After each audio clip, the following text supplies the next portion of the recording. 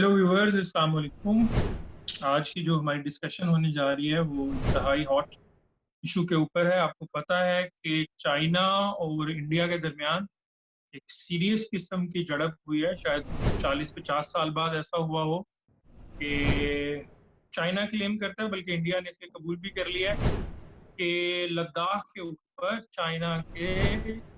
China ने हमला किया है इंडिया के ऊपर, या उनकी झड़प हुई है वहां पे, और 20 के करीब सोल्जर्स जो हैं इंडियन वो मारे गए। अह, मैं आपको बताता चलूं कि लद्दाख के अंदर काफी देर से इंडिया और चाइना का इशू है। बल्कि बॉर्डर डिस्प्यूट जो है ये बहुत पुरानी इसकी एक हिस्ट्री है। 1914 में जब मैकमोहन लाइन बनाई गई थी तो उस वक्त भी चाइना ने उसको तस्लीम नहीं किया। चाइनीज साइड पे तिब्बत ने उसे तस्लीम कर लिया था, लेकिन चाइना ने उस वक्त भी, जब ब्रिटिशर्स ने चाइना के साथ डील की थी, मतलब एक लाइन बनाई थी, बॉर्डर लाइन, तो तब भी चाइना ने उसे कबूल नहीं किया था। एक साइड में मकबूजा कश्मीर है, ऑक्युपाइड कश्मीर और लद्दाख की वैली है, और दूसरी साइड पे स्कैचिन का इलाका है जो तिब्बत तिब्बत एक ऑटोनमस रीजन के तौर पर चाइना का एक हिस्सा है।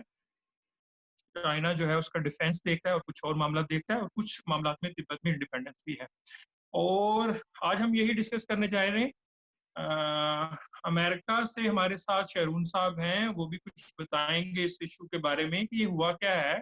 शहरून साहब भी काफी ग्रिप है चाइना इंडिया रिलेशन के ऊपर, तो अब मैं उनको माइक देता हूं ताकि वो बता सकें कि क्या इशू है, क्यों अचानक ये झड़प हो गई। बड़े पिछले काफी सालों से तो हम सुलह सुन रहे थे, आल्दो कुछ डेवलपमेंट हुई है पिछले कुछ माह के अंदर, जिसमें इंडिया और चाइना है उसके रिलेशन में कुछ कशीदगी आई है।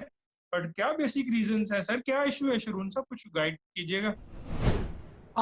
चाइना और इंडिया के लिए जो पहली बात है कि दोनों राइवल्स हैं और उनके मेजर इनकाउंटर्स भी हो चुके हैं 62 में, जो एक मेजर वॉर थी चाइना और इंडिया के दरमियान।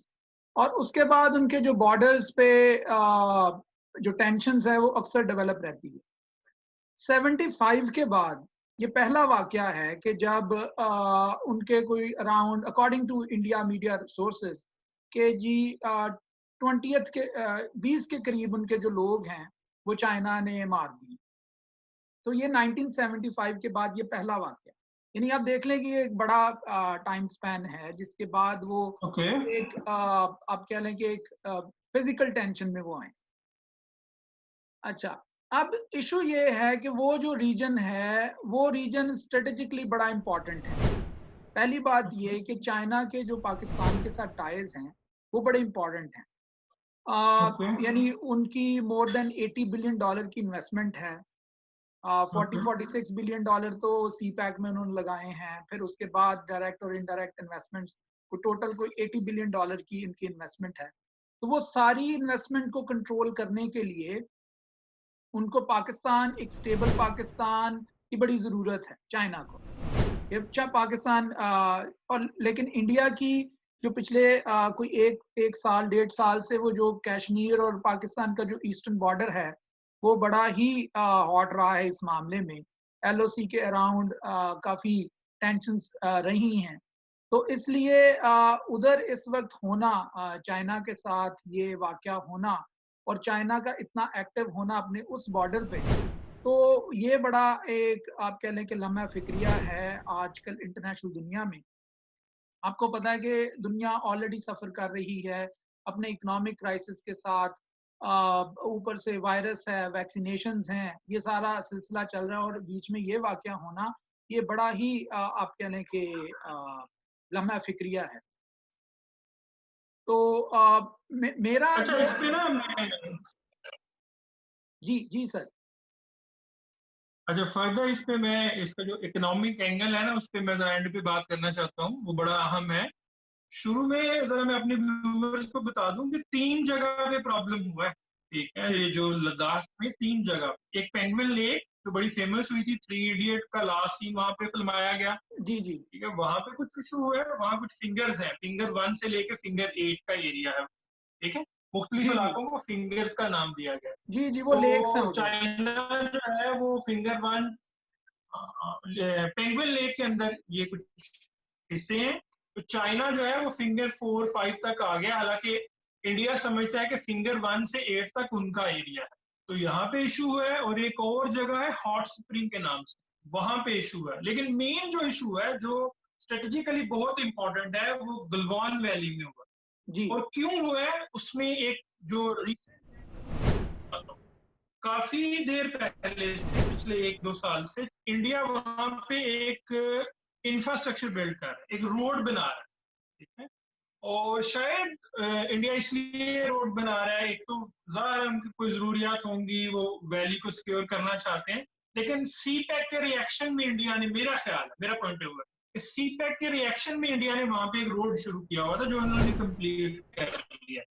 तो अब चाइना ने गलवान हाइट्स पे कब्जा कर लिया वहां पे तकरीबन, और वहां उनके 20 सोल्जर्स को मार दिया है। और अब इजीली हाइट्स के ऊपर से वो इजीली जो इनकी सप्लाई है उसको देख सकते हैं, ट्रैफिक को मॉनिटर कर सकते हैं। इंडिया बहुत ही परेशान है इस वक्त, इंडियन गवर्नमेंट। और इंडियन गवर्नमेंट कुछ बता भी नहीं पा रही। इंडियन सिटीजन जो है वो भी परेशान है कि क्या हुआ है, कुछ क्लियर नहीं है। ठीक है, इंडिया क्लेम करता है कि चाइना के कुछ सोल्जर भी मारे गए हैं, लेकिन इसकी भी कोई खबर नहीं है। लेकिन ये तस्लीम कर लिया गया है कि 20 सोल्जर्स, 3 तो उसी वक्त मारे गए शरून साहब, जी जी। और उसके बाद जो है जो 17 लोग थे जो मारे गए। और ये कोई गन बैटल नहीं हुआ, गन फायर नहीं हुआ शरून साहब। हाँ, उन्होंने ये फिजिकल पत्थर फाइट हुई है मार उनकी। मार के एक दूसरे को, या कोई स्टिक्स वगैरह का इस्तेमाल किया। हाँ तो नहीं, मैं क्योंकि वो वहां पे तो प्रोटोकॉल था कि यहाँ पे वो। जी जी बताएं। जी जी जी सर, शुरू करें, आप बताएं आप। यानी कि कोई इनका आपस में कोई प्रोटोकॉल था कि यहाँ पे हमने जो है वो गन जो है वो नहीं लेके आनी, आर्टिलरी नहीं लेके आनी, लेकिन फिर भी वहां पे हमला हो गया है, और आपस में मुक्के मार मार के एक दूसरे को मार दी। हाँ ये इससे आपको पता चलता है कि कितना अग्रेशन है दोनों तरफ से, दोनों फौजों में आपस में नफरत कितनी है। हाँ, लेकिन मैं अगर अगर मैं इसकी बात करूं तो ये टेंशन नहीं होनी चाहिए, स्पेशली हमारे रीजन में। हमारा रीजन जो है अभी किसी नई वॉर के लिए, एक नई कोल्ड वॉर के लिए, एक नई प्रॉक्सी वॉर के लिए रेडी नहीं है। क्योंकि ऑलरेडी हम जो पिछले 30, 40, 50 साल से आफ्टर कोल्ड वॉर हम एक प्रॉक्सी वॉर में इन्वॉल्व रहे हैं। अब चाइना और India being as a big super powers of the region, अब चाइना भी एक बड़ी यानी अब तो वो रीजन की क्या, दुनिया की एक बड़ी सुपर पावर है। और इंडिया जो है वो रीजनल सुपर पावर है। आप देखते हैं कि वो नेपाल और भूटान के साथ, और वो मालदीव और श्रीलंका के साथ वो क्या कर रहा है। इंडिया जो है, इंडिया की जो हेजमोनिक, जो उसकी एक अप्रोच है रीजन पे, अगर उसे सिर्फ एक ही यानी एक ही कंट्री चैलेंज कर सकती है वहां रीजन में, वो है चाइना। तो वो उसने किया है, ताकि चाइना इंडिया जो है, इंडिया को पता चले कि वो इंडिया उस सारे रीजन में हेजमोनिक नहीं है। यानी यहां से एक बात, पूरी बात खुल के सामने आती है कि इंडिया रीजन का हेजमोनिक सुपर पावर नहीं है। पहली बात ये है। दूसरी बात ये है कि अगर उसके, मैं जो देखना, जो मेरा पर्सनल व्यू है कि इसके क्या रिपरकशंस होंगे पाकिस्तान के साथ। यानी अगर इंडिया और चाइना की टेंशन होगी तो पाकिस्तान के साथ उसका क्या इफेक्ट आएगा। आपको पता है कि जैसे ही वो उधर हुई, उनका कॉन्फ्लिक्ट चल रहा था लद्दाख में, तो इन्होंने बिला इश्तियाल जो है फायरिंग शुरू कर दी एलओसी। ठीक है, तो ये जो सिलसिला है इसे समझना जरूरी है कि देखा जाए कि जी वो पाकिस्तान पे क्यों अग्रेशन शो करते हैं। ऑन द अदर साइड आप देखा जाए कि पीएम हाउस जो है न्यू दिल्ली का, वो साइलेंट है। उसने कोई भी इतनी कॉन्क्रीट आप कह लें कि स्टेटमेंट अभी चाइना के अगेंस्ट नहीं दी कि उनके 20 लोग जो हैं उन्होंने मार दिए हैं। बट कोई इतना, कोई उनके फॉरेन ऑफिस का इतना कोई पावरफुल स्टैंड नहीं है। On the other side Chinese foreign office ने, हाँ भाई। चाइनीज फॉरेन ऑफिस ने कहा है जी हम बायलैटरली अपने इश्यूज को रिजॉल्व करने की पावर रखते हैं, और हम बायलैटरली अपने इश्यूज को रिजॉल्व कर लेंगे। सो ये बड़ी एक बड़ी कंफ्यूजिंग सिचुएशन है कि फॉरेन ऑफिस में अभी गर्मा गर्मी नहीं हुई, लेकिन बॉर्डर्स पे है। तो पाकिस्तान के साथ देखा जाए तो पाकिस्तान का जो बॉर्डर है, उस पे इंडिया का अग्रेशन अभी भी है। तो देखा जाएगा आने वाले दिनों में कि हमारा जो ईस्टर्न बॉर्डर है उस पे क्या सिचुएशन बनती है। तो मेरा आपसे एक सवाल है, जो मुझे बड़ा कह लें कि हैरानकुन है मेरे लिए, कि कॉन्फ्लिक्ट चाइना और इंडिया का है, लेकिन खुशियां और शादियां ने हमारे पाकिस्तान में बजाई जा रही हैं।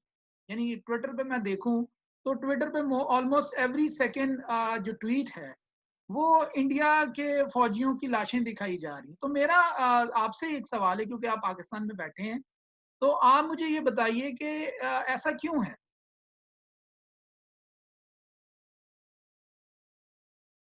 हाँ हाँ हाँ, मैं ना शरून साहब, आप असल में साल दो से अमेरिका में हैं और आपको पता नहीं पिछले सालों में यहाँ पे क्या हुआ है। हम तो हमेशा पीस को सपोर्ट करते हैं और हम समझ ले स्पोक्समैन हैं दुनिया में कि पीस हो, अमन हो, शांति हो। लेकिन पिछले दिनों, पिछले सालों में कुछ ऐसे वाकयात हुए हैं जो इंडिया ने बहुत ज्यादा पिंच किया है। खास तौर पे ऑक्युपाइड कश्मीर में जो कर्फ्यू है, वो मेरा ख्याल है इट्स ऑलमोस्ट 300 डेज और उससे भी ज्यादा हो गया है। वहां पे जो वो जुल्म कर रहे हैं, तो आपको पता है पाकिस्तान में ज्यादा मुस्लिम कम्युनिटी है, ठीक है, जी जी। और वहां पे भी मुस्लिम कम्युनिटी पे जुल्म हो रहा है। तो ये आप कह लें रिलीजियस बॉन्ड है मकबूजा कश्मीर के लोगों के साथ। तो एक रीजन ये।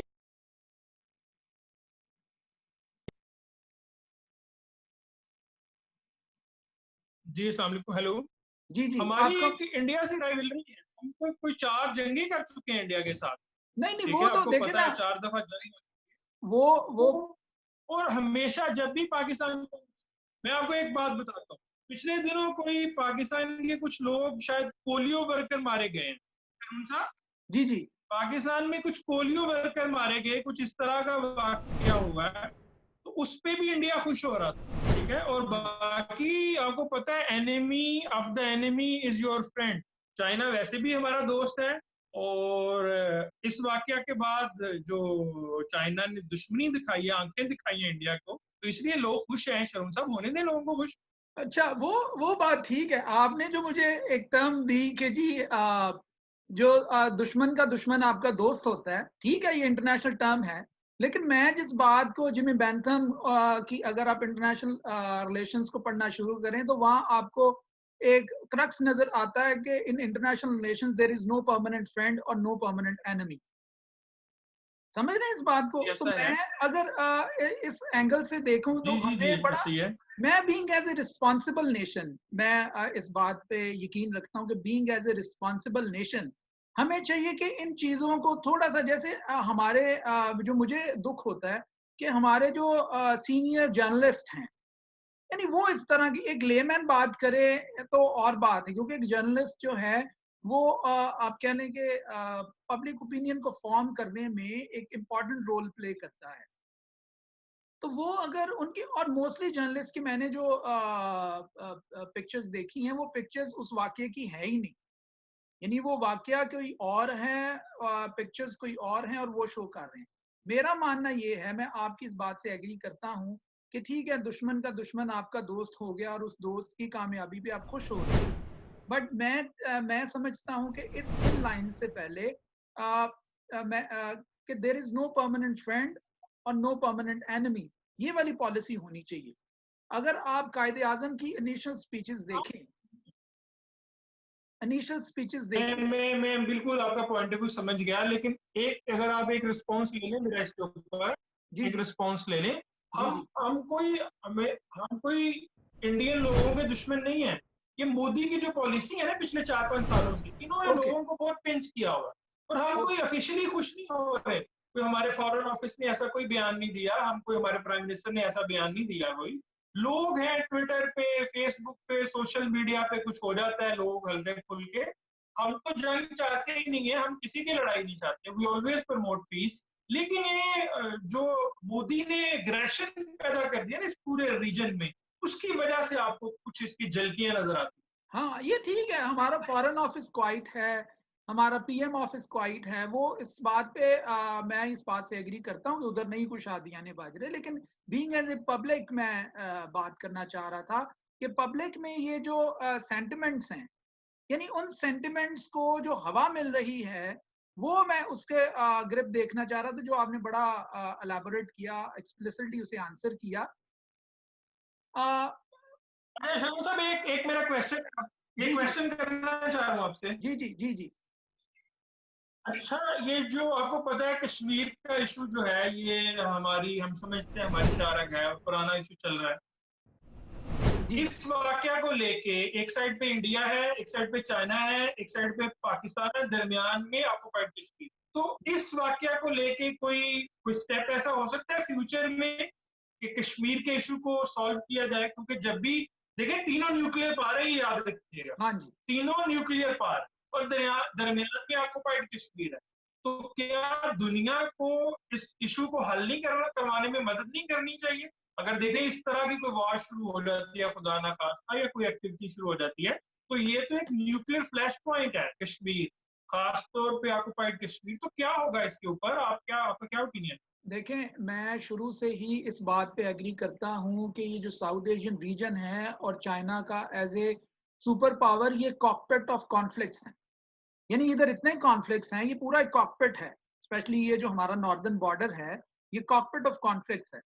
और सेकेंडली जो आपने बात की कि yes, it's very much important कि तीनों न्यूक्लियर पावर्स हैं, और न्यूक्लियर पावर्स की इस तरह की छोटी मोटी जो झड़पें हैं, ये भी समटाइम्स एक बड़े क्राइसिस को जन्म दे सकती हैं, तो इंटरनेशनल पावर्स को डेफिनेटली जी जी। यूएन को रोल प्ले करना चाहिए, स्पेशली कश्मीर के प्रॉब्लम को रिजॉल्व करने के लिए।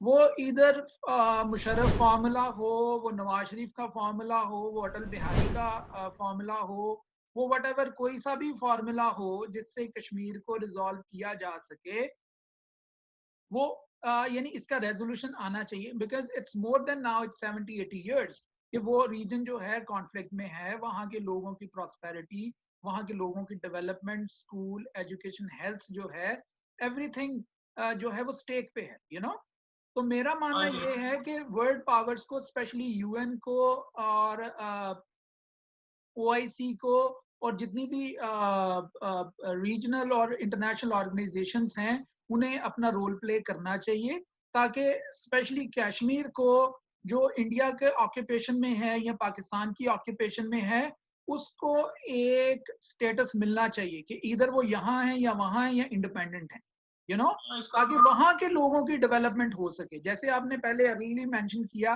कि वहाँ जी मोर देन 300 डेज से वहाँ अभी जो है लॉकडाउन है।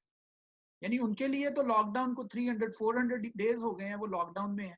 तो अगर उनके लिए देखें, हेल्थ के मसाइल होंगे, एजुकेशन के मसाइल होंगे, तो मेरा मानना ये है कि उनको उनके लिए ये डिटरमिन करना, यानी उनको एक स्टेटस देना बहुत जरूरी है कि वो इधर हैं कि उधर हैं, ताकि उनकी भी डेवलपमेंट, वहाँ के रीजन के लोगों की डेवलपमेंट हो सके।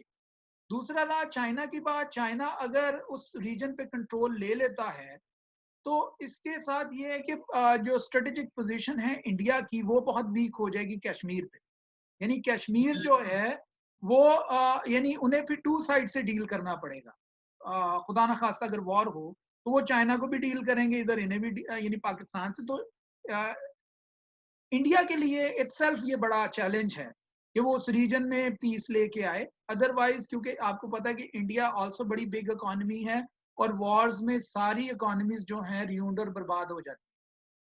तो इंडिया का जी ऐसा। अपने लोगों को यानी बेसिक नेसेसिटीज और बेसिक लाइफस्टाइल देना डिफिकल्ट हो जाएगा अगर वो किसी एक भी बॉर्डर में उनकी वॉर शुरू हो गई।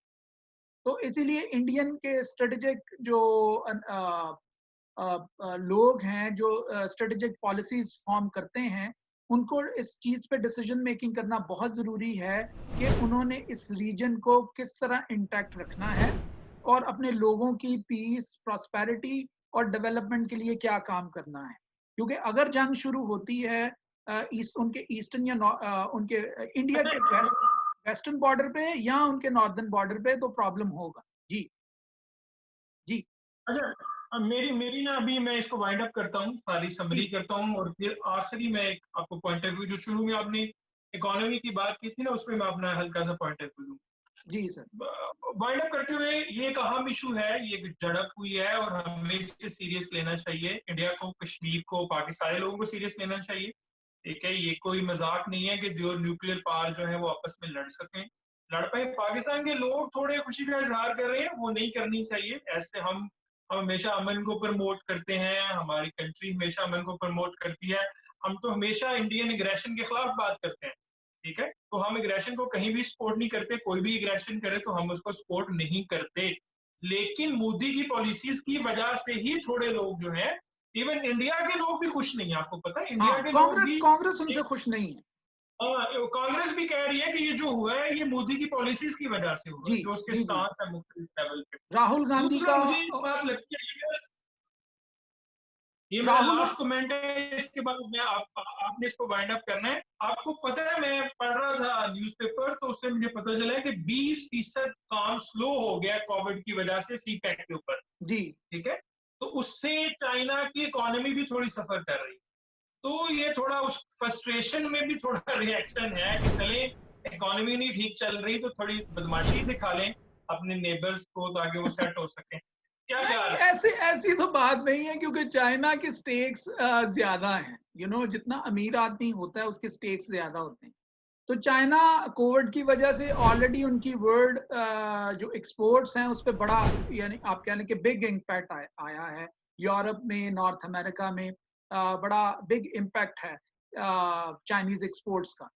दूसरी बात ये है कि अगर देखा जाए इकोनॉमीज का, तो मैं हमेशा कहता हूँ कि वॉर जो है वो आपकी इकोनॉमी को बहुत डिस्ट्रॉय करती है। लेकिन एक सर्टेन ग्रुप ऑफ पीपल है जिनकी इकोनॉमी को बूस्ट करती है। यानी वॉर का आप कह लें कि ड्रास्टिकली एक इफेक्ट आता है मैसेज पे, बट एक सर्टेन ग्रुप ऑफ पीपल होते हैं जिनको वो जो वॉर है वो उनके बिलियंस को ट्रिलियंस में कन्वर्ट करता है, तो इसीलिए सीरियसली। ये वर्ल्ड की जो पॉलिटिक्स है उसमें वॉर्स और टेंशंस और ये पॉलिटिक्स तो चलती रहती है।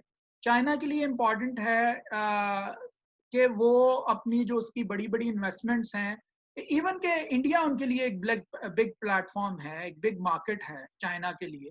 तो उसे भी सिक्योर करना है कि इसीलिए उनके फॉरेन ऑफिस से कोई बयान नहीं आया इस इन फाइट्स का, इन लड़ाइयों का। तो आप देखते हैं कि आइंदा आने वाले दिनों में क्या होता है, तो फिर उस पर मजीद तबसरा किया जा सकता जी, थैंक यू शिवम साहब, शुक्रिया आपके टाइम का। हम आज का प्रोग्राम जो है यहाँ पे वाइंड अप करते हैं, और इंशाल्लाह जल्द ही हम एक और बड़े इंफॉर्मेटिव बॉर्डर की इंफॉर्मेशन के रिलेटेड बहुत जल्द ही नया एक प्रोग्राम करेंगे, और वो फिर हम अपलोड भी करेंगे। बहुत है। शुक्रिया जी। शिवम साहब, thank you very much. Okay sir, thank you.